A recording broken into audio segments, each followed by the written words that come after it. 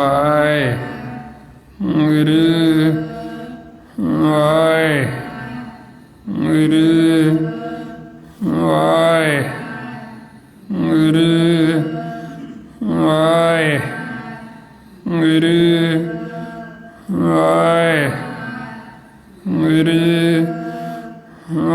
ਵਾਹਿਗੁਰੂ ਵਾਹਿਗੁਰੂ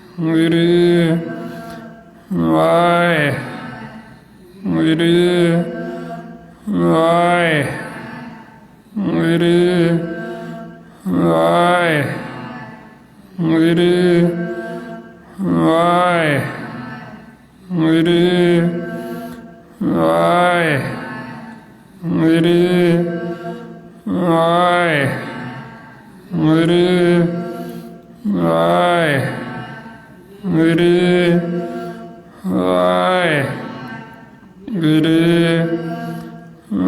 ਵਾਹਿਗੁਰੂ ਵਾਹਿਗੁਰੂ ਵਾਹਿਗੁਰੂ ਵਾਹਿਗੁਰੂ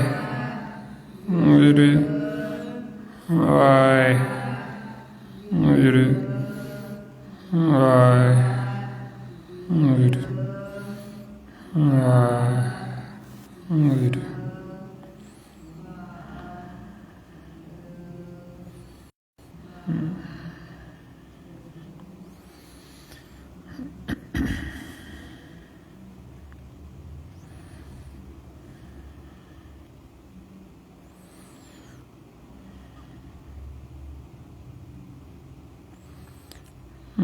ਵਾਹਿਗੁਰੂ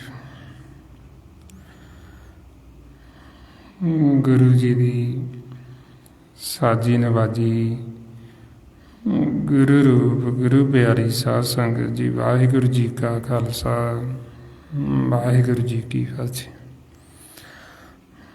ਗੁਰਮੁਖ ਪਿਆਰਿਓ, ਸਤਿਗੁਰੂ ਜੋ ਉਪਦੇਸ਼ ਗੁਰਬਾਣੀ ਗੁਰੂ ਰਾਹੀਂ ਆਪਾਂ ਨੂੰ ਬਖਸ਼ਿਸ਼ ਕਰ ਰਹੇ, ਸਾਨੂੰ ਸਮਝਾਉਂਦੇ ਵੀ ਇਹ ਸੰਸਾਰ ਦੇ ਵਿੱਚ ਹਰ ਇੱਕ ਜੀਵ ਸੁੱਖ ਭਾਲਦਾ, ਸੁਖੀ ਹੋਣਾ ਚਾਹੁੰਦਾ ਹੈ। ਔਰ ਆਪਾਂ ਨੂੰ ਫਿਰ ਸਮਝਾਉਂਦੇ ਵੀ ਜਿਹੜੇ ਜੀਵ ਪਰਮਾਤਮਾ ਤੋਂ ਵਿਛੜੇ ਹੋਏ ਨੇ ਉਹ ਕਦੇ ਫਿਰ ਸੁਖੀ ਹੋ ਨਹੀਂ ਸਕਦੇ, ਉਹ ਸੁਖੀ ਵਸ ਨਹੀਂ ਸਕਦੇ, ਕਿਉਂਕਿ ਉਹ ਦੁਖੀ ਹੀ ਰਹਿਣਗੇ, ਉਹ ਸ਼ਾਂਤੀ ਰਹਿਣਗੇ। ਪਰਮਾਤਮਾ ਵਾਹਿਗੁਰੂ ਦੇ ਮਿਲਾਪ ਤੋਂ ਬਿਨਾਂ ਸਾਡੇ ਮਨ ਨੂੰ ਸੁੱਖ ਮਿਲਦਾ ਨਹੀਂ, ਇਹਨੂੰ ਚੈਨ ਨਹੀਂ ਆਉਂਦਾ। ਚਾਹੇ ਅਸੀਂ ਜਿੰਨਾ ਮਰਜ਼ੀ ਧਰਤੀ ਆਕਾਸ਼ ਵੱਲ ਘੁੰਮ ਲਈਏ, ਪਰ ਜਦ ਤੱਕ ਮਾਲਕ ਨਾਲ ਮਿਲਾਪ ਨਹੀਂ ਕਰਾਂਗੇ ਅਸੀਂ ਸੁਖੀ ਨਹੀਂ ਹੋ ਸਕਾਂਗੇ। ਸਤਿਗੁਰੂ ਇਸ ਲਈ ਫਰਮਾਉਂਦੇ, ਜੋ ਜੀ ਵਿਛੜੇ ਹਰਿ ਤੇ ਸੋ ਸੁਖ ਨਾ ਵਸਣ ਭੈਣ, ਹਰ ਪੈਰ ਬਿਨ ਚੈਨ ਨਾ ਪਾਈਏ, ਖੋਜ ਡਿਠੀ ਸਭ ਗਹਿਣ।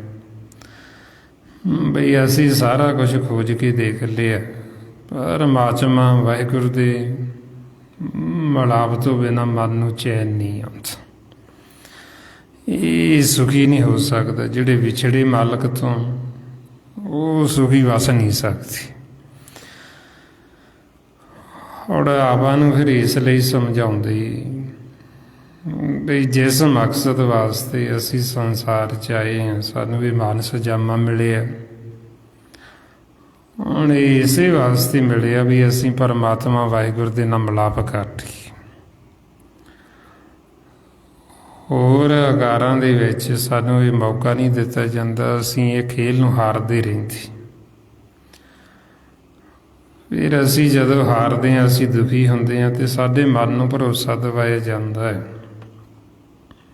ਵੀ ਇੱਕ ਵਾਰ ਤੁਹਾਨੂੰ ਵੀ ਮੌਕਾ, ਤੁਹਾਨੂੰ ਵਾਰੀ ਦਿੱਤੀ ਜਾਏਗੀ।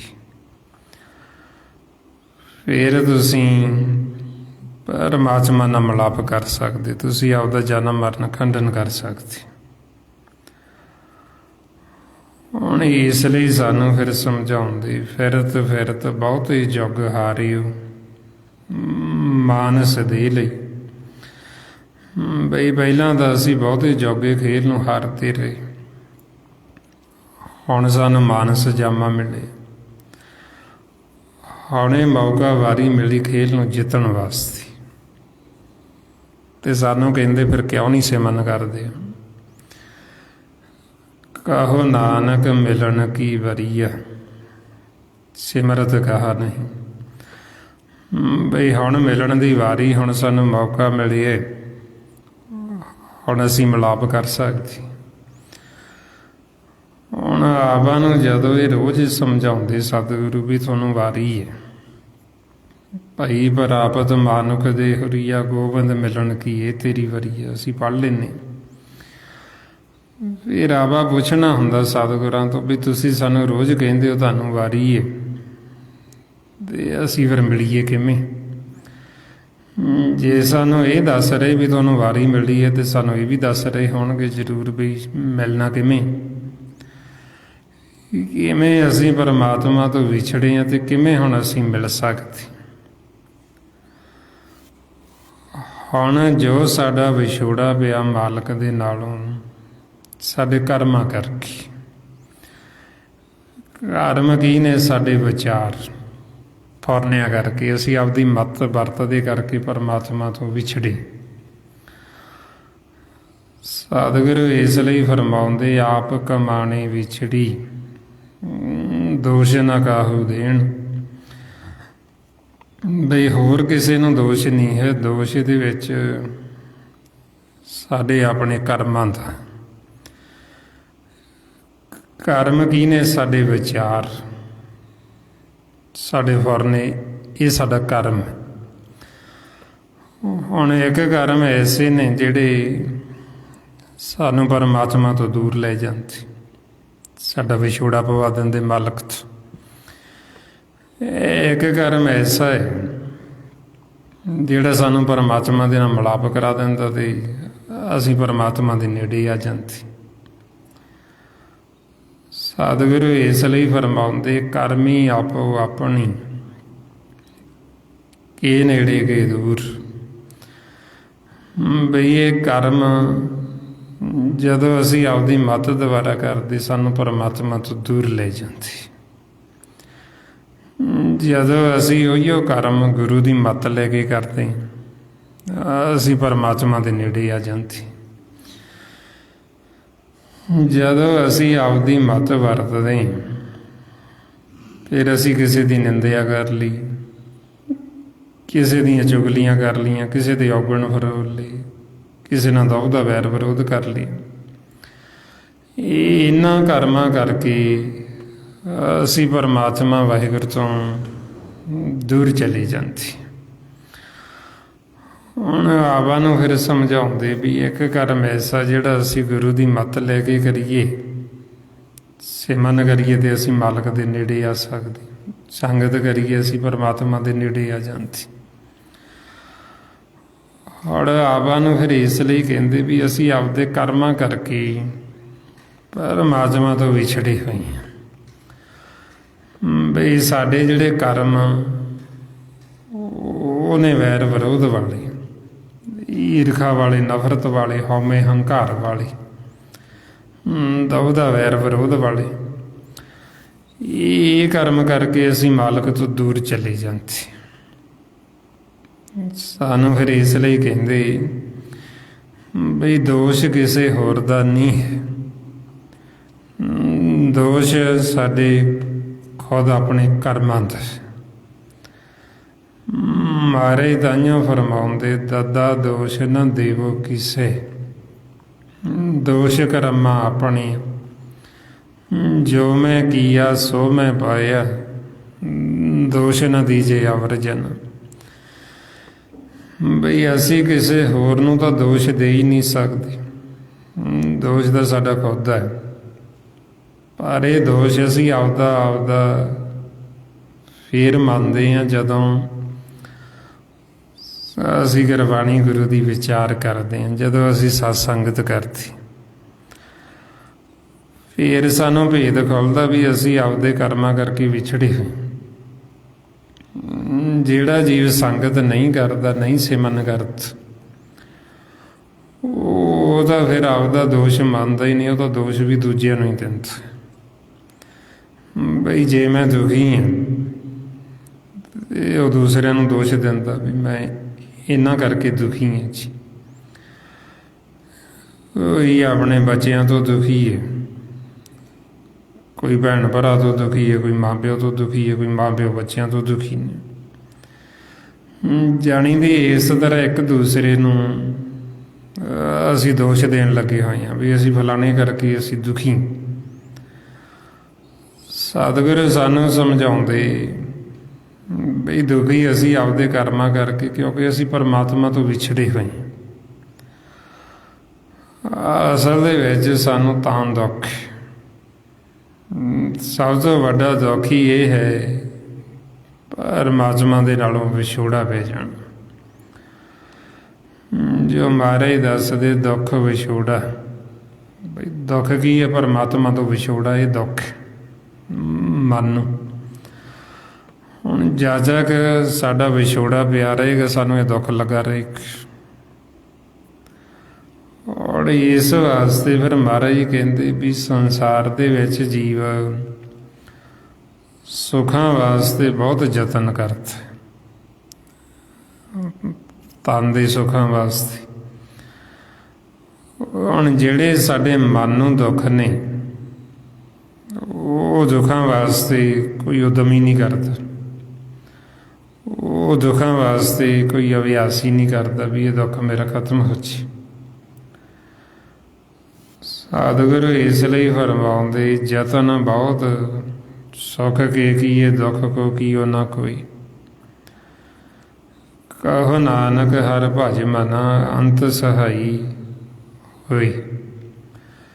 ਮਹਾਰਾਜ ਸੱਚੇ ਪਾਤਸ਼ਾਹ ਸਮਝਾਉਂਦੇ ਵੀ ਸੁੱਖ ਬੜੇ ਯਤਨ ਕੀਤੇ ਸੰਸਾਰ ਦੇ ਸੁੱਖਾਂ ਵਾਸਤੇ, ਪਰ ਜਿਹੜਾ ਮਨ ਨੂੰ ਦੁੱਖ ਲੱਗਿਆ ਸੀ ਉਹਦੇ ਵਾਸਤੇ ਕੋਈ ਯਤਨ ਨਾ ਕੀਤਾ, ਉਹਦੇ ਵਾਸਤੇ ਅਭਿਆਸ ਹੀ ਨਾ ਕੀਤਾ, ਸਿਮਰਨ ਹੀ ਨਾ ਕੀਤਾ। ਤੇ ਸਤਿਗੁਰੂ ਸਾਨੂੰ ਫਿਰ ਇਸ ਲਈ ਸਮਝਾਉਂਦੇ ਜੇ ਅਸੀਂ ਪਰਮਾਤਮਾ ਤੋਂ ਵਿਛੜੇ ਰਵਾਂਗੇ, ਜੇ ਅਸੀਂ ਆਪਦੇ ਘਰ ਨਹੀਂ ਜਾਵਾਂਗੇ, ਅਸੀਂ ਹੁਕਮ ਤੋਂ ਆਕੀ ਰਵਾਂਗੇ, ਤੇ ਫਿਰ ਅਸੀਂ ਦੁਖੀ ਹੀ ਰਵਾਂਗੇ। ਤਾਂਹੀਓ ਫਿਰ ਸਾਡੇ ਮਨ ਨੂੰ ਸਮਝਾਉਂਦੇ ਵੀ ਜੇ ਤੂੰ ਸਦਾ ਸੁੱਖ ਭਾਲਦਾ ਫਿਰ ਤੂੰ ਰਾਮ ਦੀ ਵਾਹਿਗੁਰੂ ਦੀ ਸ਼ਰਨ ਦੇ ਵਿੱਚ ਆ ਜਾ। ਫਰਮਾਉਂਦੇ ਨੇ ਜੋ ਸੁਖ ਕੋ ਚਾਹੇ ਸਦਾ ਸ਼ਰਨ ਰਾਮ ਕੀ ਲਈ। ਹੁਣ ਰਾਮ ਦੀ ਸ਼ਰਨ ਕਿੱਥੇ ਹੈ, ਵਾਹਿਗੁਰੂ ਦੀ ਸ਼ਰਨ ਕਿੱਥੇ ਹੈ, ਤੇ ਕਿਵੇਂ ਅਸੀਂ ਉਹਦੀ ਸ਼ਰਨ 'ਚ ਜਾ ਕੇ ਬੈਠੀਏ? ਸਾਨੂੰ ਇਹ ਸ਼ਰਨ ਦਾ ਭੇਦ ਕੌਣ ਦੇਵੇ, ਕੌਣ ਸਮਝਾਵੇ? ਸਤਿਗੁਰੂ ਸਾਨੂੰ ਫਿਰ ਇਹ ਸ਼ਰਨ ਦਾ ਭੇਦ ਦਿੰਦੇ ਬਈ ਸ਼ਰਨ ਦੇ ਵਿੱਚ ਸਾਨੂੰ ਬੈਠਣ ਨਹੀਂ ਦਿੰਦੇ ਸਾਡੇ ਕਰਮ। ਸਾਡੇ ਅੰਦਰ ਜਿਹੜੇ ਵਿਚਾਰ ਚੱਲਦੇ ਫੁਰਨੇ ਸਾਡੇ ਕਰਮ ਨੇ, ਤੇ ਇਹ ਵਿਚਾਰ ਸਾਨੂੰ ਪਰਮਾਤਮਾ ਦੀ ਸ਼ਰਨ 'ਚ ਨਹੀਂ ਜਾਣ ਦੇਣਗੇ। ਹੁਣ ਉਹਦੇ ਵਾਸਤੇ ਫਿਰ ਆਪਾਂ ਨੂੰ ਕਹਿੰਦੇ ਵੀ ਤੁਸੀਂ ਸਿਮਰਨ ਕਰ, ਵਿਚਾਰਾਂ ਨੂੰ ਫੁਰਨਿਆਂ ਨੂੰ ਖਤਮ ਕਰਨ ਵਾਸਤੇ। ਜਦੋਂ ਹੁਣ ਆਪਾਂ ਇਹ ਵਿਚਾਰਾਂ ਨੂੰ ਫੁਰਨਿਆਂ ਨੂੰ ਖਤਮ ਕਰ ਲਾਂਗੇ, ਫਿਰ ਅਸੀਂ ਸ਼ਰਨ 'ਚ ਬੈਠ ਜਾਵਾਂਗੇ ਮਾਲਕ ਦੀ। ਜਦੋਂ ਸਾਡੇ ਬਿਲਕੁਲ ਵਿਚਾਰ ਖਤਮ ਹੋ ਜਾਂਦੇ, ਫਿਰ ਤਾਂ ਹੋਰ ਕੋਈ ਥਾਂ ਹੀ ਨਹੀਂ, ਫਿਰ ਤਾਂ ਅਸੀਂ ਸ਼ਰਨ 'ਚ ਬੈਠ ਗਏ। ਜਦੋਂ ਅਸੀਂ ਮਾਲਕ ਦੀ ਸ਼ਰਨ 'ਚ ਬੈਠ ਗਏ, ਤੇ ਫਿਰ ਉੱਥੇ ਸਾਨੂੰ ਸ਼ਬਦ ਵੀ ਪ੍ਰਗਟ ਹੋਣਾ, ਨਾਮ, ਫਿਰ ਉੱਥੇ ਸਾਨੂੰ ਪ੍ਰਕਾਸ਼ ਵੀ ਹੋਣਾ, ਤੇ ਸਾਨੂੰ ਸਾਡੇ ਮਨ ਦੀ ਖੁਰਾਕ ਅੰਮ੍ਰਿਤ ਵੀ ਮਿਲਣਾ। ਜਦੋਂ ਅਸੀਂ ਸ਼ਰਨ ਦੇ ਵਿੱਚ ਚਲੇ ਜਾਵਾਂਗੇ, ਫਿਰ ਅਸੀਂ ਸਦਾ ਲਈ ਸੁਖੀ ਹੋ ਜਾਵਾਂਗੇ। ਇਸ ਵਾਸਤੇ ਫਿਰ ਆਪਾਂ ਨੂੰ ਕਹਿੰਦੇ ਬਈ ਪਰਮਾਤਮਾ ਤੋਂ ਬਿਨਾਂ ਮਨ ਨੂੰ ਚੈਨ ਨਹੀਂ ਆ ਸਕਦਾ। ਹਰ ਪੈਰ ਬਿਨ ਚੈਨ ਨਾ ਪਾਈਏ, ਖੋਜ ਡਿਠੇ ਸਭ ਗੈਣ। ਮਾਰੇ ਕਹਿੰਦੇ ਵੀ ਅਸੀਂ ਸਾਰੀ ਧਰਤੀ ਤੇ ਅਸਮਾਨ ਖੋਜ ਕੇ ਦੇਖ ਲਿਆ, ਬਈ ਪਰਮਾਤਮਾ ਵਾਹਿਗੁਰੂ ਦੇ ਮਿਲਾਪ ਤੋਂ ਬਿਨਾਂ ਮਨ ਨੂੰ ਕੋਈ ਚੈਨ ਨਹੀਂ ਹੈ, ਮਨ ਨੂੰ ਸ਼ਾਂਤੀ ਨਹੀਂ ਆਉਂਦੀ, ਇਹ ਟਿਕਦਾ ਨਹੀਂ, ਇਹਨੂੰ ਸੁੱਖ ਨਹੀਂ ਮਿਲਦਾ। ਤਾਂਹੀਓ ਫਿਰ ਸਾਨੂੰ ਕਹਿੰਦੇ ਜੇ ਤੁਸੀਂ ਚੈਨ ਚਾਹੁੰਦੇ, ਜੇ ਤੁਸੀਂ ਵਿਸ਼ਰਾਮ ਚਾਹੁੰਦੇ, ਫਿਰ ਭਗਤਾਂ ਦੇ ਮਨ ਦੇ ਵਿੱਚ ਵਿਸ਼ਰਾਮ ਹੁੰਦਾ, ਉਹਨਾਂ ਦਾ ਮਨ ਹੈ ਜਿਹੜਾ ਉਹ ਸਥਿਰ ਹੋ ਜਾਂਦਾ, ਰੁਕ ਜਾਂਦਾ। ਇਸ ਲਈ ਸਤਿਗੁਰੂ ਫਰਮਾਉਂਦੇ ਸੁਖ ਮਨੀ ਸੁਖ ਅੰਮ੍ਰਿਤ ਪ੍ਰਭ ਨਾਮ ਭਗਤ ਜਨਾ ਕੇ ਮਨ ਵਿਸ਼ਰਾਮ। ਬਈ ਭਗਤਾਂ ਦਾ ਜਿਹੜਾ ਮਨ ਉਹ ਨਾਮ ਦੇ ਨਾਲ ਜੁੜੇ ਹੈ ਤੇ ਨਾਮ ਸੁੱਖਾਂ ਦੀ ਮਣੀ ਹੈ ਤੇ ਅਸੀਂ ਸਦਾ ਸੁਖੀ ਹੋ ਜਾਂਦੇ। ਹੁਣ ਇਸ ਵਾਸਤੇ ਆਪਾਂ ਨੂੰ ਸਮਝਾਉਂਦੇ ਵੀ ਜੇ ਤੁਸੀਂ ਸੁੱਖ ਭਾਲਦੇ ਫਿਰ ਤੁਸੀਂ ਨਾਮ ਦੇ ਨਾਲ ਜੁੜੋ। ਨਾਮ ਤੋਂ ਬਿਨਾਂ ਇਹ ਸੰਸਾਰ ਦੇ ਵਿੱਚ ਸਤਿਗੁਰੂ ਕਹਿੰਦੇ ਵੀ ਕਿਤੇ ਸੁੱਖ ਨਹੀਂ ਹੈ। ਰਮਾਉਂਦੇ ਡਿੱਠਾ ਸਭ ਸੰਸਾਰ ਸੁਖ ਨ ਨਾਮ ਬੈਨ, ਤਨ ਧਨ ਹੋਸ਼ੀ ਸ਼ਾਰ ਜਾਣੇ ਕੋਈ ਜਨ। ਸਤਿਗੁਰੂ ਕਹਿੰਦੇ ਵੀ ਸਾਰਾ ਸੰਸਾਰ ਦੇਖ ਲਿਆ, ਨਾਮ ਤੋਂ ਬਿਨਾਂ ਕਿਤੇ ਸੁੱਖ ਨਹੀਂ ਹੈ। ਹੁਣ ਆਪਾਂ ਨੂੰ ਕਹਿੰਦੇ ਵੀ ਜੇ ਸੁੱਖ ਲੈਣਾ ਤੇ ਨਾਮ ਦੇ ਨਾਲ ਜੁੜ। ਨਾਮ ਤੋਂ ਬਿਨਾਂ ਤਾਂ ਸੁੱਖ ਹੈ ਨਹੀਂ। ਸੰਸਾਰ 'ਚ ਜੀਵ ਜਿੰਨਾ ਮਰਜ਼ੀ ਧਨ ਦੌਲਤ ਇਕੱਠੀ ਕਰ ਲਵੇ ਉਹਦੇ ਨਾਲ ਸੁੱਖ ਨਹੀਂ ਮਿਲਦਾ। ਸੁੱਖ ਨਾ ਹੀ ਬਹੁਤਾ ਧਨ ਖਾਟੇ, ਸਗਾ ਦੇ ਜਿਹਦੇ ਕੋਲ ਜ਼ਿਆਦਾ ਇਕੱਠਾ ਕੀਤਾ ਉਹਨੂੰ ਵੱਧ ਚਿੰਤਾ ਲੱਗਦੀ, ਉਹਨੂੰ ਜ਼ਿਆਦਾ ਫਿਕਰ। ਜਿਸ ਗ੍ਰਹਿ ਬਹੁਤ ਇਸ ਗ੍ਰਹਿ ਚਿੰਤਾ, ਜਿਹਦੇ ਕੋਲ ਬਹੁਤ ਹੈ ਉਹਨੂੰ ਜ਼ਿਆਦਾ ਚਿੰਤਾ ਲੱਗੀ, ਉਹਨੂੰ ਜ਼ਿਆਦਾ ਫਿਕਰ ਹੈ। ਹੁਣ ਇਸ ਵਾਸਤੇ ਫਿਰ ਸੱਚੇ ਪਾਤਸ਼ਾਹ ਸਮਝਾਉਂਦੇ ਬਈ ਇਹਦੇ ਵਿੱਚ ਵੀ ਸੁੱਖ ਨਹੀਂ। ਸੁੱਖ ਨਹੀਂ ਜਿੰਨਾ ਮਰਜ਼ੀ ਅਸੀਂ ਸੰਸਾਰ ਦੇ ਰੰਗ ਤਮਾਸ਼ੇ ਦੇਖੀਏ, ਸੁੱਖ ਨਾ ਹੀ ਵੇਖੇ ਨਿਤ ਨਾਟੀ। ਜਿੰਨੇ ਮਰਜ਼ੀ ਨਾਟਕ ਚੀਟਕ ਦੇਖ ਲਓ ਫਿਰ ਨਹੀਂ ਮਨ ਨੂੰ ਸੁੱਖ ਮਿਲਦਾ। ਸੁੱਖ ਨਾ ਹੀ ਬਹੁਦੇਸ਼ ਕਮਾਈ, ਜਿੰਨਾ ਮਰਜ਼ੀ ਕਮਾਈਆਂ ਕਰ ਲਏ, ਜਿੰਨਾ ਮਰਜ਼ੀ ਇਹ ਪਿੰਡਾਂ ਦਾ ਪੁਰੀਆਂ ਦਾ ਮਾਲਕ ਬਣ ਜੇ, ਫਿਰ ਵੀ ਇਹਨਾਂ ਭੁੱਖੇ ਨੇ ਭੁੱਖੇ ਹੀ ਰਹਿਣਾ। ਭੁੱਖਿਆਂ ਭੁੱਖ ਨਾ ਉਤਰੀ ਜੇ ਬੰਨਾ ਪੁਰੀਆਂ ਭਾਰ। ਹੁਣ ਇਹ ਭੁੱਖਾ ਰੱਜੇ ਤੇ ਰੱਜੇ ਕਿਵੇਂ, ਇਹਦੀ ਕਿਵੇਂ ਤ੍ਰਿਪਤੀ ਹੋਵੇ। ਮਹਾਰਾਜ ਕਹਿੰਦੇ ਸਰਬ ਸੁੱਖਾਂ ਹਰ ਹਰ ਗੁਣ ਗਾਏ। ਬਈ ਜੇ ਮਾਲਕ ਦੇ ਵਾਹਿਗੁਰੂ ਦੇ ਗੁਣ ਗਾਵੇ ਤੇ ਇਹਨੂੰ ਸਾਰੇ ਸੁੱਖ ਮਿਲ। ਮਨ ਨੂੰ ਇਹਦੇ ਸਹਿਜ ਵਿੱਚ ਆ ਜਾਵੇ, ਆਨੰਦ ਅਵਸਥਾ 'ਚ ਆ ਜਾਵੇ। ਹੁਣ ਤਾਂ ਫਿਰ ਸਾਨੂੰ ਸਮਝਾਉਂਦੇ ਵੀ ਜਿਹੜਾ ਸੁੱਖ ਉਹ ਮਨ ਦਾ ਹੁੰਦਾ, ਬਈ ਸਾਡਾ ਮਨ ਸੁਖੀ ਹੋਵੇ। ਸੰਸਾਰ ਦੀ ਜਿੰਨੀ ਵੀ ਭੱਜ ਦੌੜ ਹੈ ਬਾਹਰ ਦੀ ਹੈ, ਤੇ ਜੋ ਸਾਨੂੰ ਸਤਿਗੁਰੂ ਦੱਸ ਰਹੇ ਯਾਤਰਾ ਸਾਡੇ ਅੰਦਰ ਦੀ। ਤੁਸੀਂ ਅੰਤਰਮੁਖੀ ਹੋਵੋ, ਤੁਸੀਂ ਘਰ ਆਵੋ। ਬਾਹਰ ਅਸੀਂ ਰਵਾਂਗੇ, ਬਾਹਰ ਭਰਮ ਹੈ। ਜਿੰਨਾ ਅਸੀਂ ਬਾਹਰਮੁਖੀ ਹੁੰਦੇ ਜਾਵਾਂਗੇ ਓਨਾ ਅਸੀਂ ਦੁਖੀ ਹੁੰਦੇ ਜਾਵਾਂਗੇ। ਜਿਵੇਂ ਜਦੋਂ ਅਸੀਂ ਮਾਤਾ ਦੇ ਗਰਭ 'ਚ ਹੁੰਦੇ ਹਾਂ, ਅੰਤਰਮੁਖੀ ਹੁੰਦੇ ਹਾਂ ਤੇ ਅਸੀਂ ਸੁਖੀ ਹੁੰਦੇ। ਉੱਥੇ ਚਾਹੇ ਮਾਤਾ ਦੇ ਗਰਭ 'ਚ ਜਠਰ ਅਗਨ ਵੀ ਹੈ, ਫਿਰ ਵੀ ਉਹ ਅਗਨ ਨਹੀਂ ਸਾਨੂੰ ਪਹੁੰਚਦੀ, ਕਿਉਂਕਿ ਉੱਥੇ ਅਸੀਂ ਅੰਤਰਮੁਖੀ ਨਾਮ ਦੇ ਨਾਲ ਜੁੜੇ। ਜਿਉਂ ਹੀ ਇੱਧਰ ਆਉਂਦੇ ਬਾਹਰਮੁਖੀ ਹੋ ਜਾਂਦੇ, ਜਿੰਨਾ ਬਾਹਰਮੁਖੀ ਹੁੰਦੇ ਜਾਂਦੇ ਉਹਨਾਂ ਅਸੀਂ ਹੋਰ ਦੁਖੀ ਤੇ ਹੋਰ ਅਸ਼ਾਂਤ ਹੁੰਦੇ ਜਾਂਦੇ। ਹੁਣ ਅਸੀਂ ਘਰ ਨੂੰ ਵਾਪਸ ਮੁੜਨਾ ਤੇ ਉਸੇ ਅਵਸਥਾ 'ਚ ਹੀ ਸਾਨੂੰ ਜਾਣਾ ਪੈਣਾ ਜਿਸ ਅਵਸਥਾ 'ਚ ਅਸੀਂ ਚੱਲੇ ਸੀ।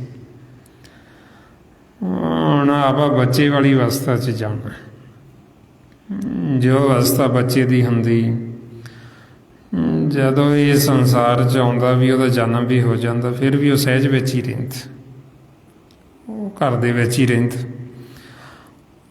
ਹੌਲੀ ਹੌਲੀ ਅਸੀਂ ਉਹਨੂੰ ਬੁਲਾਉਣਾ ਸ਼ੁਰੂ ਕਰਦੇ ਹਾਂ, ਹੌਲੀ ਹੌਲੀ ਉਹ ਇੱਧਰ ਦੇਖਣਾ ਸ਼ੁਰੂ ਕਰਦਾ, ਫਿਰ ਉਹਨੂੰ ਅਸੀਂ ਸੁਣਾਉਂਦੇ ਹਾਂ, ਉਹ ਸੁਣਨਾ ਸ਼ੁਰੂ ਕਰਦਾ, ਫਿਰ ਹੌਲੀ ਹੌਲੀ ਬੋਲਣਾ ਸ਼ੁਰੂ ਕਰਦਾ। ਜਿਉਂ-ਜਿਉਂ ਸਹਿਜ ਦੇ ਵਿੱਚੋਂ ਬਾਹਰ ਆਉਂਦਾ ਜਾਂਦਾ ਤੇ ਉਹ ਹੀ ਆ ਭਾਸ਼ਾ ਸੰਸਾਰ ਦੀ ਸਿੱਖਦਾ ਜਾਂਦਾ। ਜਦੋਂ ਅਸੀਂ ਸਹਿਜ ਵਿੱਚ ਚਲੇ ਜਾਵਾਂਗੇ, ਸਹਿਜ ਵਿੱਚ ਆ ਭਾਸ਼ਾ ਨਹੀਂ ਹੈ, ਭਾਸ਼ਾ ਖਤਮ ਹੋ ਜਾਂਦੀ।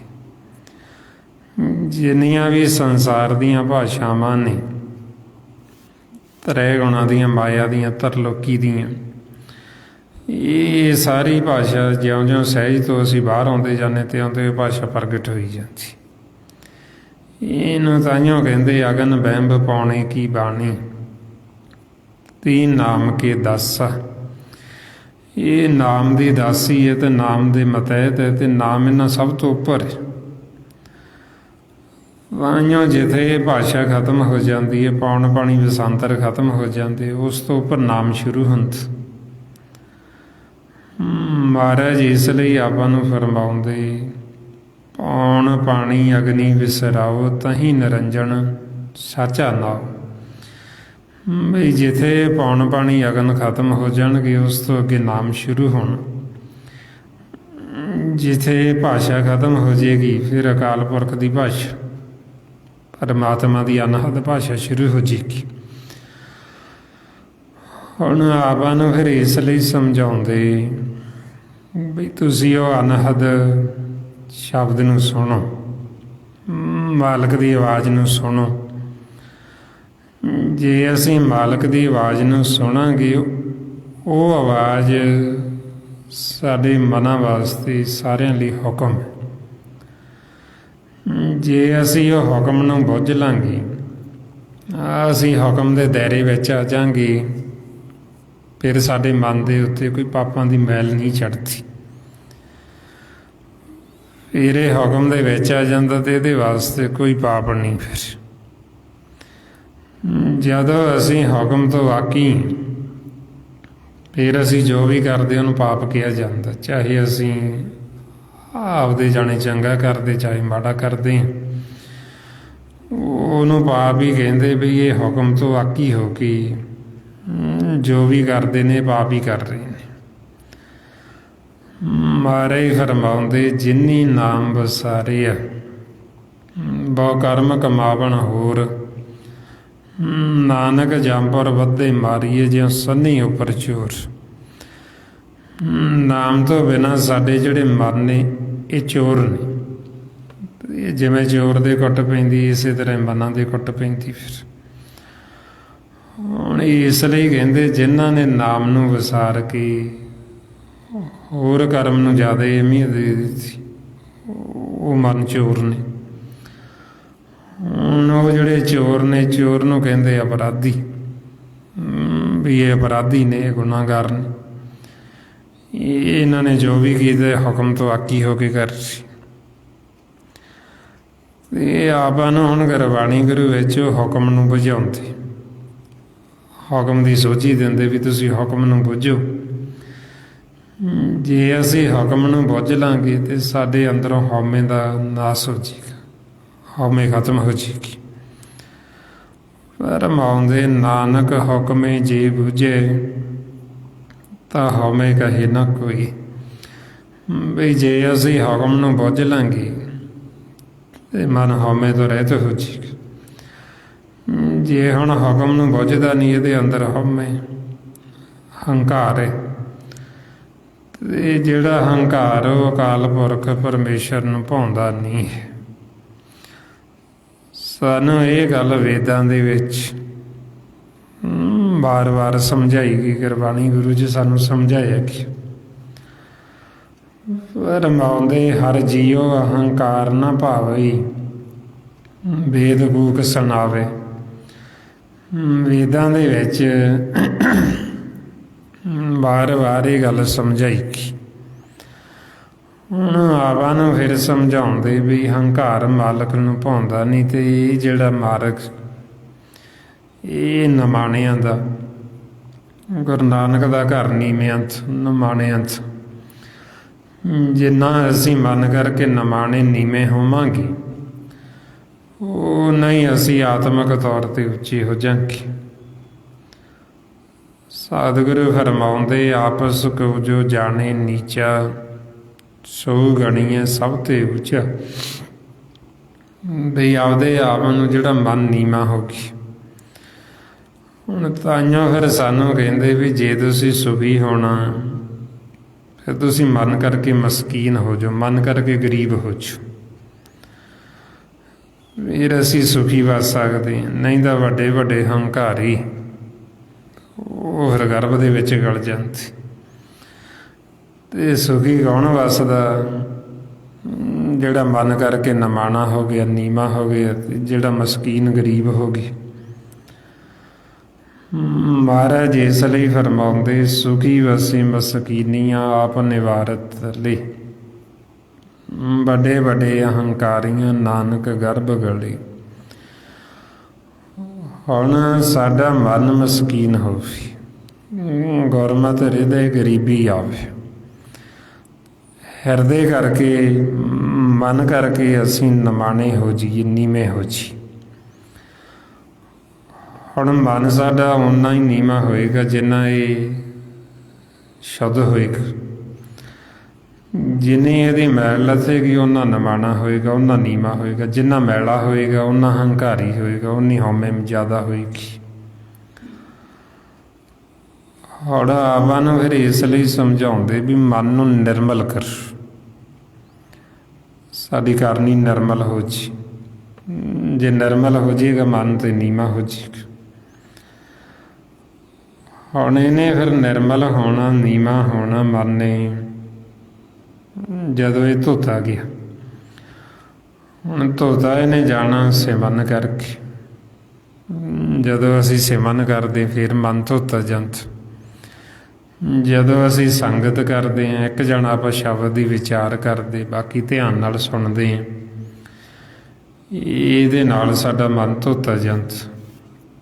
ਮਹਾਰਾਜ ਫਰਮਾਉਂਦੇ ਮਨ ਤਨ ਧੋਵੇ ਸ਼ਬਦ ਵਿਚਾਰੀ।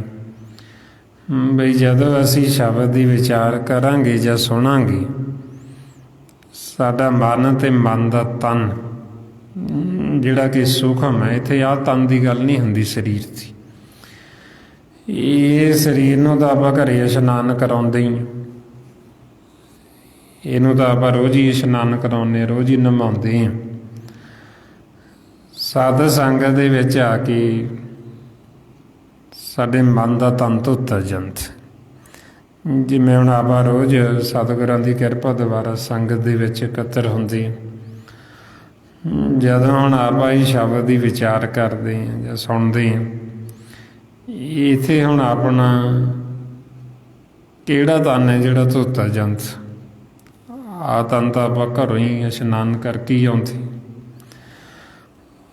ਹੁਣ ਇੱਥੇ ਜਿਹੜਾ ਤਨ ਦੀ ਗੱਲ ਹੋ ਰਹੀ ਉਹ ਮਨ ਦਾ ਤਨ, ਜਿਹੜਾ ਕਿ ਸੂਖਮ।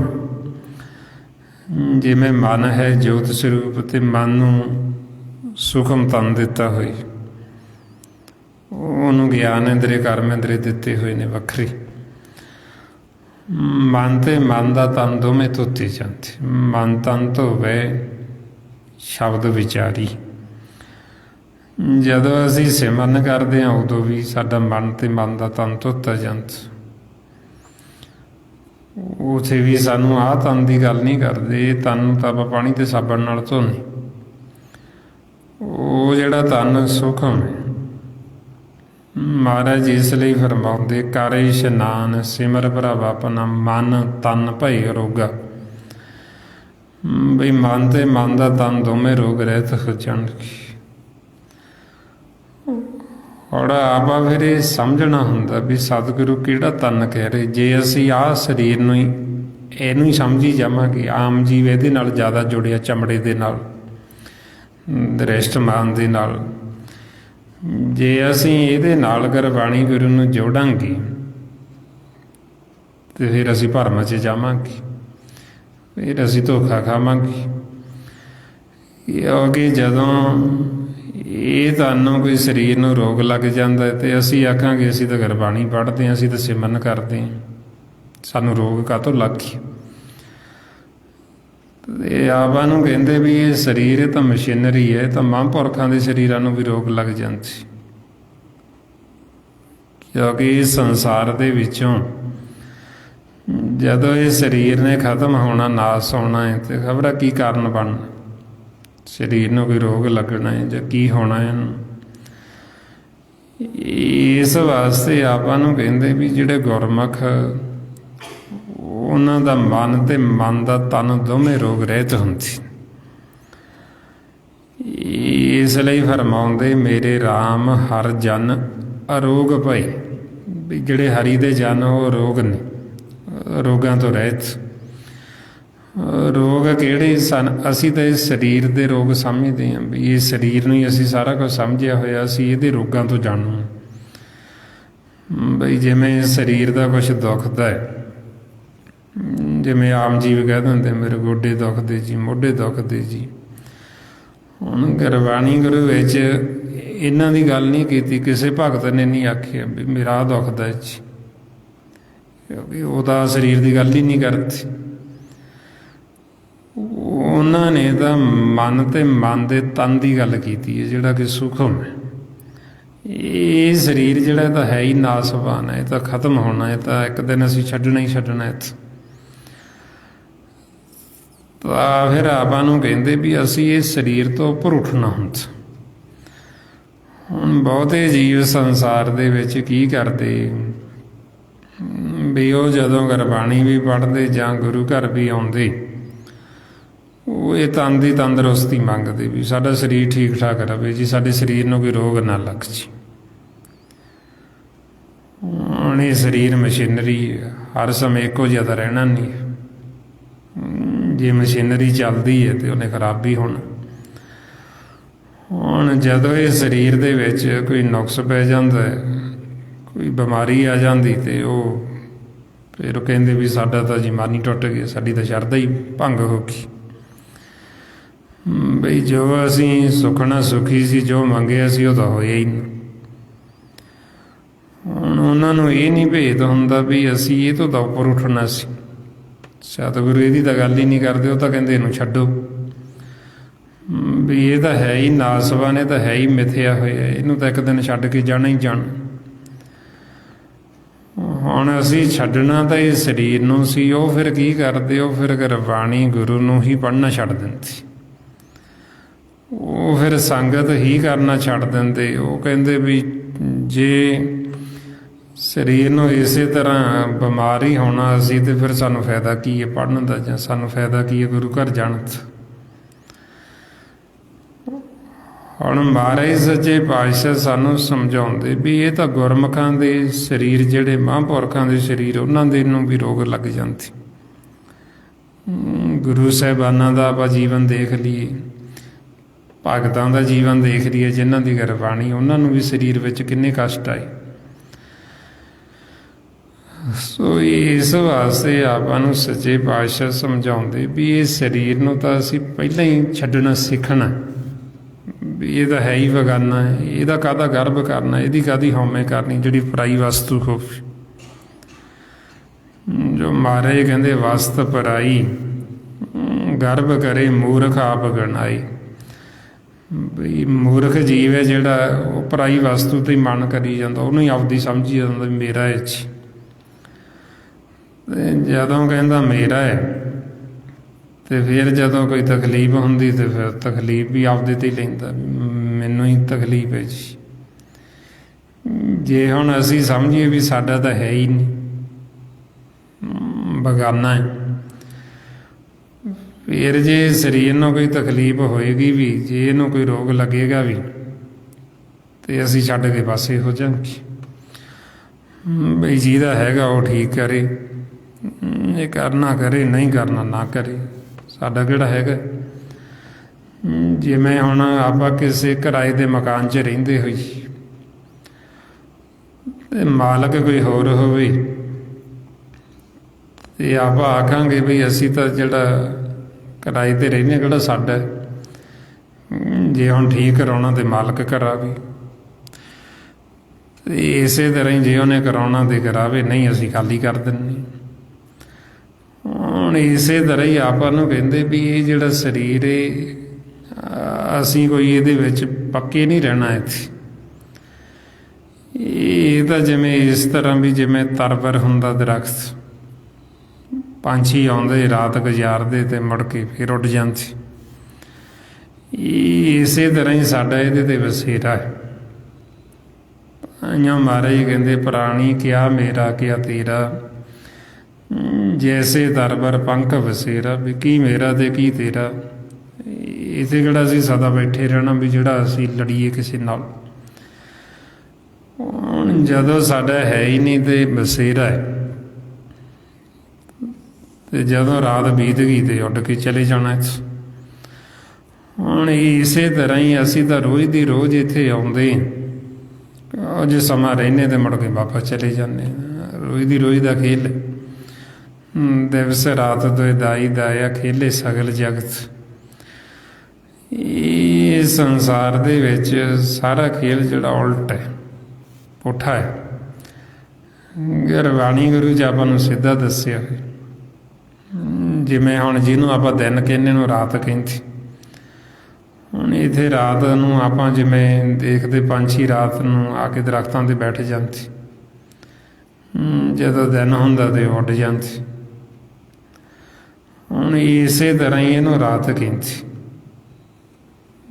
ਜਿੱਥੇ ਆਪਾਂ ਰਾਤ ਨੂੰ ਜਾਂਦੇ ਸੌਣ ਤੋਂ ਮਗਰੋਂ, ਉਹ ਆਪਣਾ ਦੇਸ਼ ਹੈ ਪਰਲੋਕ, ਉੱਥੇ ਕਦੇ ਰਾਤ ਪੈਂਦੀ ਹੋਈ ਨਹੀਂ, ਉੱਥੇ ਤਾਂ ਹਮੇਸ਼ਾ ਹੀ ਪ੍ਰਕਾਸ਼ ਹੀ ਰਹਿੰਦਾ। ਇਸ ਲਈ ਮਹਾਰਾਜ ਕਹਿੰਦੇ ਉੱਥੇ ਦੇਖੋ ਇੱਥੇ ਸਭ ਰਾਤ, ਵੀ ਇੱਥੇ ਰਾਤ। ਹੁਣ ਇਹ ਰਾਤ ਹੈ ਜਿਹੜੀ, ਇਹ ਜਿਹੜਾ ਸਰੀਰ ਤਰਬਰ ਹੈ ਤੇ ਅਸੀਂ ਪੰਛੀ ਹਾਂ ਤੇ ਰਾਤ ਗੁਜ਼ਾਰਨ ਵਾਸਤੇ ਆਏ ਹਾਂ। ਤੇ ਜਦੋਂ ਰਾਤ ਬੀਤ ਗਈ ਤੇ ਅਸੀਂ ਇਹਨੂੰ ਛੱਡ ਕੇ ਚਲੇ ਇਹਦੇ ਤੋਂ ਡਾਰੀ ਮਰ ਜਾਣੀ। ਔਰ ਇਸ ਵਾਸਤੇ ਫਿਰ ਆਪਾਂ ਨੂੰ ਕਹਿੰਦੇ ਵੀ ਜਿਵੇਂ ਪੰਛੀ ਬੈਠਦੇ ਦਰਖਤ ਦੇ ਉੱਤੇ, ਤੇ ਜੇ ਹੁਣ ਉਹ ਆਖਣ ਵੀ ਇਹ ਦਰਖਤ ਹੀ ਸਾਡਾ ਹੈ, ਉਹ ਤਾਂ ਮਾਲਕ ਦਾ ਹੈ। ਜਦੋਂ ਮਰਜ਼ੀ ਉਹ ਮਾਲਕ ਖੇਤ ਦੇ ਵਿੱਚ ਉਹ ਦਰਖਤ ਨੂੰ ਵੱਢ ਦੇਵੇ, ਕੱਟ ਦੇਵੇ। ਹੁਣ ਜੇ ਉਹ ਆਖਣ ਵੀ ਸਾਡਾ ਹੀ ਆ, ਉਹ ਹੱਕ ਜਤਾਉਣ ਉਹਦੇ ਤੇ ਫਿਰ ਤਾਂ ਉਹਨਾਂ ਦੀ ਉਹ ਗਲਤੀ ਹੈ ਨਾ, ਉਹ ਮੂਰਖ ਨੇ, ਕਿਉਂਕਿ ਉਹਨਾਂ ਦਾ ਤਾਂ ਹੈ ਹੀ ਨਹੀਂ। ਹੈ ਉਹਦਾ ਜਿਹਦਾ ਖੇਤ ਹੈ, ਤੇ ਖੇਤ ਮਾਲਕ ਦੀ ਇੱਛਾ, ਤੇ ਜਦੋਂ ਮਰਜ਼ੀ ਉਹ ਕੱਟ ਦੇਵੇ।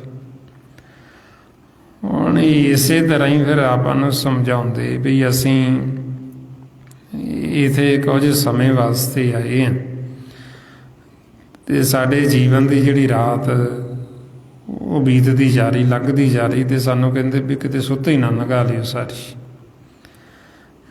ਵੀ ਹੁਣ ਤੁਸੀਂ ਜਾਗੋ।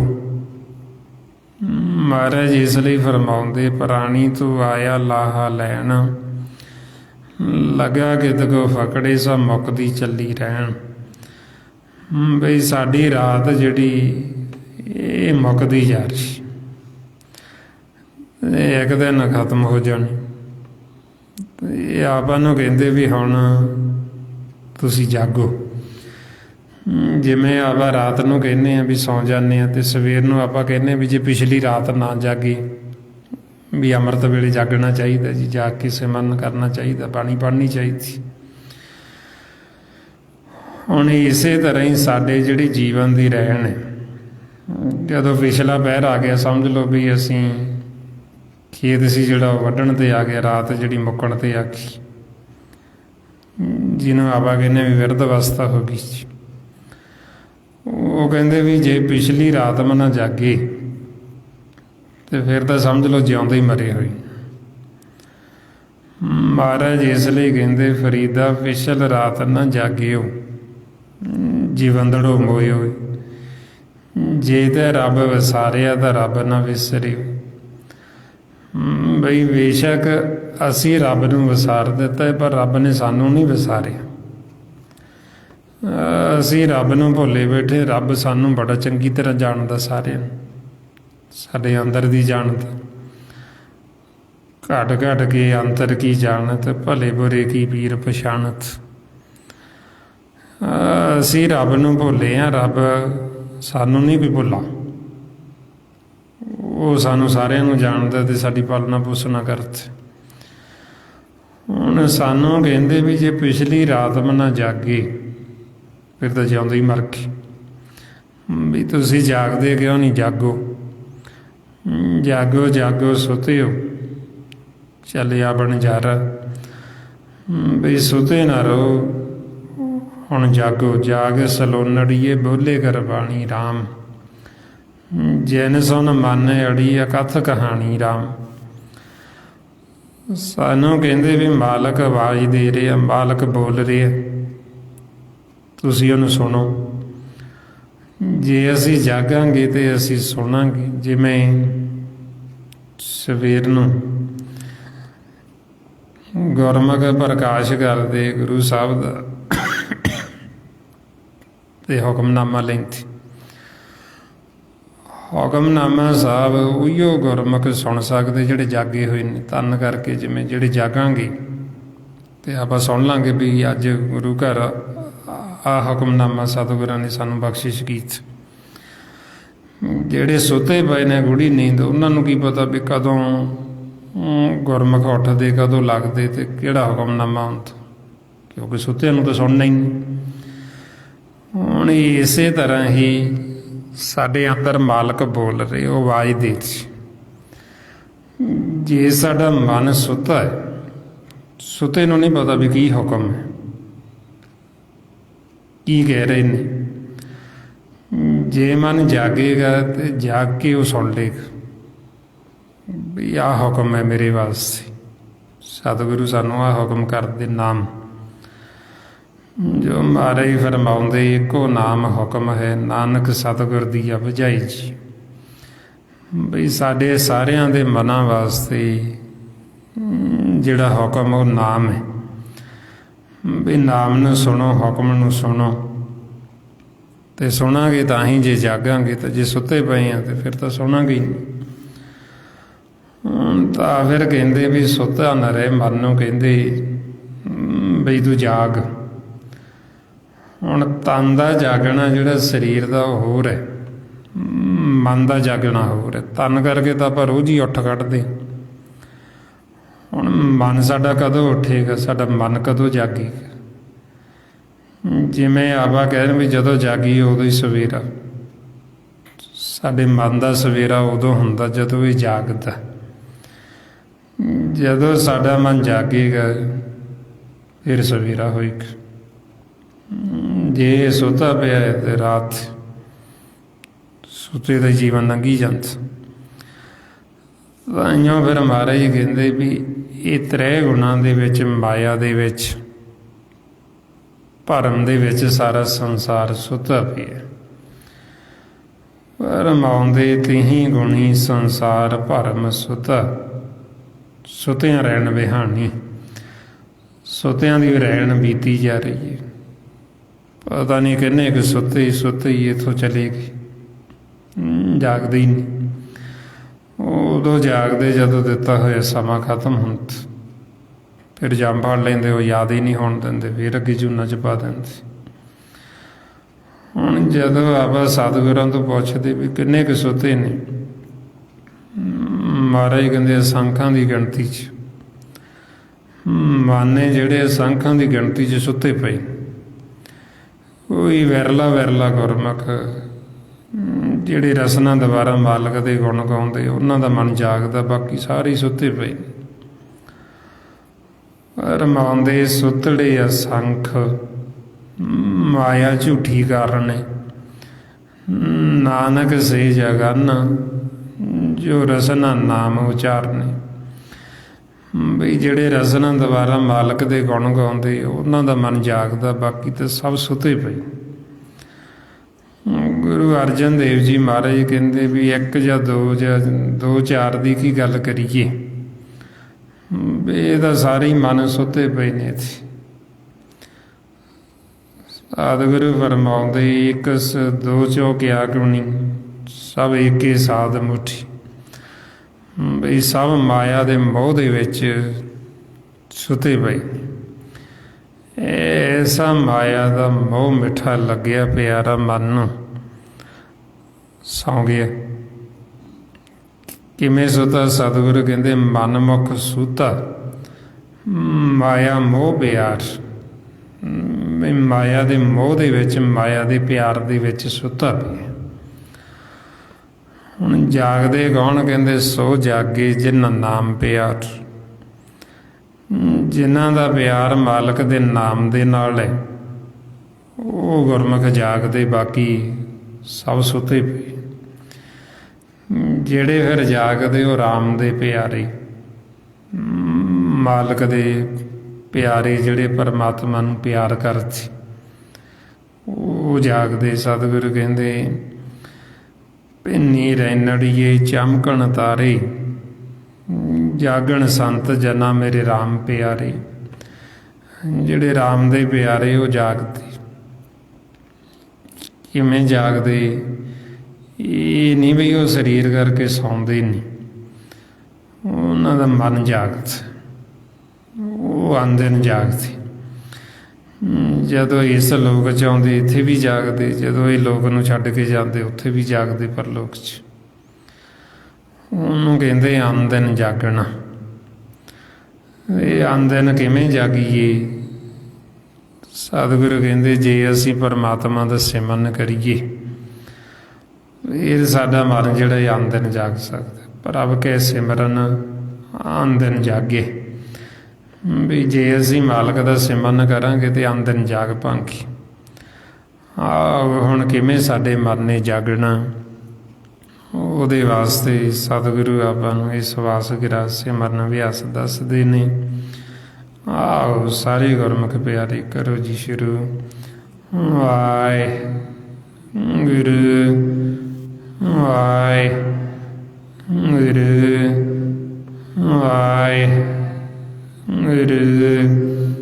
ਵਾਹਿਗੁਰੂ ਵਾਹਿਗੁਰੂ ਵਾਹਿਗੁਰੂ ਵਾਹਿਗੁਰੂ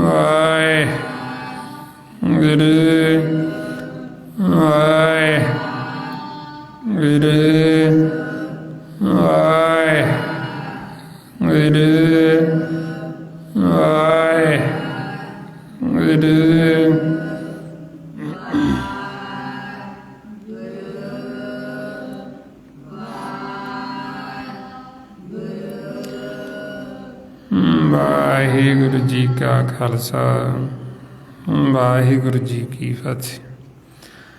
ਇਸ ਤਰੀਕੇ ਨਾਲ ਗੁਰਮੁਖ ਪਿਆਰਿਓ, ਜਿਉਂ-ਜਿਉਂ ਆਪਾਂ ਅਭਿਆਸ ਕਰਦੇ ਹਾਂ, ਸਾਡਾ ਮਨ ਵਿਚਾਰਾਂ ਤੋਂ, ਫੁਰਨਿਆਂ ਤੋਂ ਰਹਿਤ ਹੁੰਦਾ।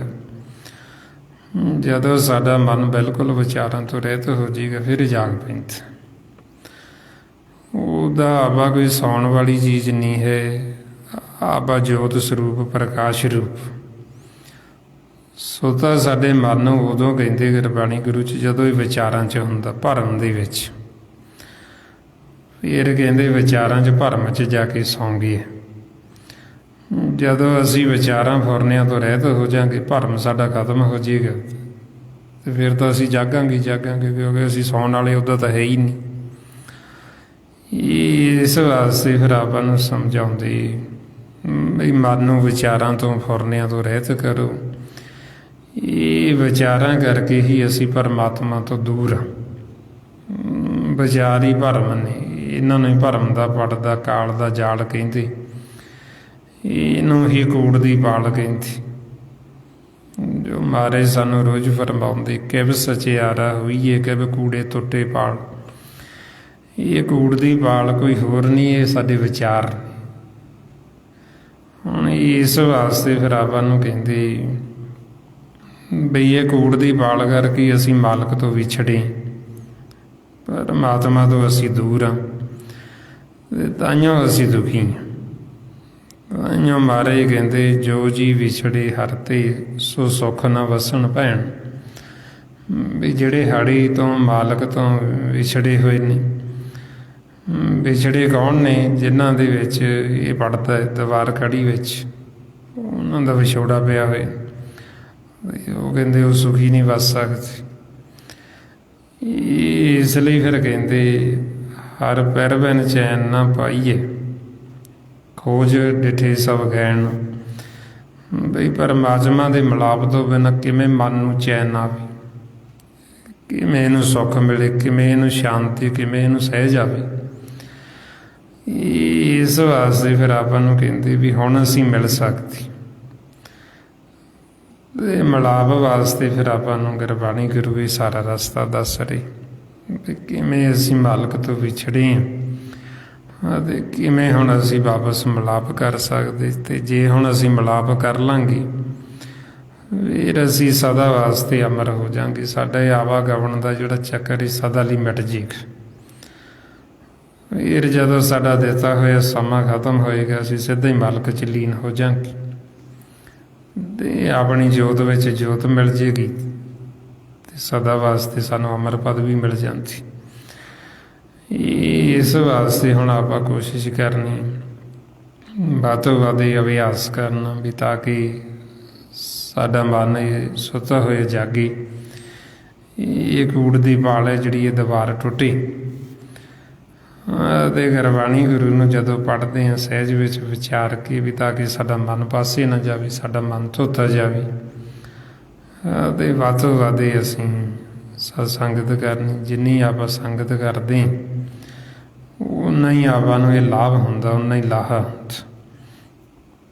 ਮਹਾਰਾਜ ਇਸ ਲਈ ਫਰਮਾਉਂਦੇ, ਕਬੀਰ ਏਕ ਘੜੀ ਆਧੀ ਘੜੀ, ਆਧੀ ਹੁੰਦੇ ਆਦ, ਭਗਤਨ ਸੇਤੀ ਗੋਸਤੇ, ਜੋ ਕੀਨੋ ਸੋ ਲਾਭ। ਬਈ ਜਿੰਨਾ ਅਸੀਂ ਗੁਰਬਾਣੀ ਗੁਰੂ ਦੀ ਸੰਗਤ ਕਰਾਂਗੇ, ਅਸੀਂ ਵਿਚਾਰ ਕਰਾਂਗੇ, ਸਾਨੂੰ ਲਾਭ ਹੀ ਲਾਭ, ਸਾਨੂੰ ਲਾਹ ਹੀ ਹੋਣਾ। ਸਾਡਾ ਜਾਣਾ ਤਾਂ ਕੁਛ ਨਹੀਂ ਸੰਗਤ ਦੇ ਵਿੱਚ, ਸਾਨੂੰ ਲਾਹਾ ਹੀ ਮਿਲਣਾ, ਸਾਨੂੰ ਫਾਇਦਾ ਹੀ ਹੋਣਾ। ਇਸ ਲਈ ਕਹਿੰਦੇ ਵੀ ਇੱਕ ਘੜੀ, ਅੱਧੀ ਘੜੀ, ਅੱਧੀ ਤੋਂ ਵੀ ਅੱਧੀ ਘੜੀ, ਜਿੰਨਾ ਵੱਧ ਤੋਂ ਵੱਧ ਹੋ ਜੇ, ਸਾਨੂੰ ਓਨਾ ਹੀ ਲਾਭ ਹੀ ਲਾਭ, ਸਾਨੂੰ ਲਾਹ ਹੀ ਲਾਹ। ਸੋ ਇਹ ਜੋ ਸਾਰਾ ਭੇਤ ਗੁਰਬਾਣੀ ਗੁਰੂ ਦੁਆਰਾ ਆਪਾਂ ਨੂੰ ਦਿੱਤਾ ਮਹਾਂਪੁਰਖਾਂ ਨੇ, ਭਾਈ ਸਾਹਿਬ ਭਾਈ ਸੇਵਾ ਸਿੰਘ ਜੀ ਧਰਮਾਲਾ, ਉਸੇ ਗਿਆਨ ਨੂੰ ਆਪਾਂ ਰੋਜ਼ ਦ੍ਰਿੜ ਕਰਦੇ ਹਾਂ, ਵੀ ਤਾਂ ਕਿ ਆਪਣੇ ਹਿਰਦੇ 'ਚ ਵਸ ਜੇ, ਤੇ ਆਪਾਂ ਵੀ ਮਨ ਨੂੰ ਇਹ ਗਿਆਨ ਦੀ ਮੱਤ ਦੇ ਕੇ ਇਹਨੂੰ ਰੋਕ ਸਕੀਏ, ਵੀ ਇਹ ਤਾਂ ਕਿ ਸੌਵੇਂ ਨਾ, ਇਹ ਜਾਗਤ ਅਵਸਥਾ 'ਚ ਰਹੇ। ਕਿਉਂਕਿ ਇਹ ਗਿਆਨ ਦਾ ਬੰਨਿਆ ਹੋਇਆ ਮਨ ਫਿਰ ਇਹ ਰੁਕ ਜਾਂਦਾ, ਵੈਰ ਵਿਰੋਧ ਤੋਂ ਹਟ ਜਾਂਦਾ ਹੈ। ਮਹਾਰਾਜ ਇਸ ਲਈ ਫਰਮਾਉਂਦੇ, ਗਿਆਨ ਕਾ ਬੱਧਾ ਮਨ ਰਹੇ। ਇਹ ਗਿਆਨ ਦਾ ਬੱਧਾ ਹੋਇਆ ਮਨ ਇਹ ਰੁਕ ਜਾਂਦੇ। ਗੁਰ ਬਿਨ ਗਿਆਨ ਨਾ ਹੋਏ, ਗੁਰੂ ਤੋਂ ਬਿਨਾਂ ਸਾਨੂੰ ਗਿਆਨ ਨਹੀਂ ਹੁੰਦਾ। ਇਸ ਵਾਸਤੇ ਹੁਣ ਇਹ ਆਪਾਂ ਫਿਰ ਵੱਧ ਤੋਂ ਵੱਧ ਸੰਗਤ ਕਰਨੀ ਹੁੰਦੀ ਵੀ ਤਾਂ ਕਿ ਸਾਨੂੰ ਗਿਆਨ ਦ੍ਰਿੜ ਹੋਵੇ ਅਤੇ ਗਿਆਨ ਦੁਆਰਾ ਅਸੀਂ ਮਨ ਨੂੰ ਰੋਕ ਸਕੀਏ। ਸੋ ਇੰਨੀਆਂ ਬੇਨਤੀਆਂ ਨੇ, ਇੰਨੇ ਵਿਚਾਰ ਕਰਦੇ ਹੋਏ ਜੇ ਕੋਈ ਐਸਾ ਸ਼ਬਦ ਬੋਲਿਆ ਗਿਆ ਹੋਵੇ ਸੰਗਤ ਅਤੇ ਸਤਿਗੁਰੂ ਬਖਸ਼ਣ ਯੋਗ ਨੇ, ਬਖਸ਼ ਦੇਣਾ ਜੀ। ਵਾਹਿਗੁਰੂ ਜੀ ਕਾ ਖਾਲਸਾ, ਵਾਹਿਗੁਰੂ ਜੀ ਕੀ ਫਤਿਹ। ਵਾਹਿਗੁਰੂ ਵਾਹਿਗੁਰੂ।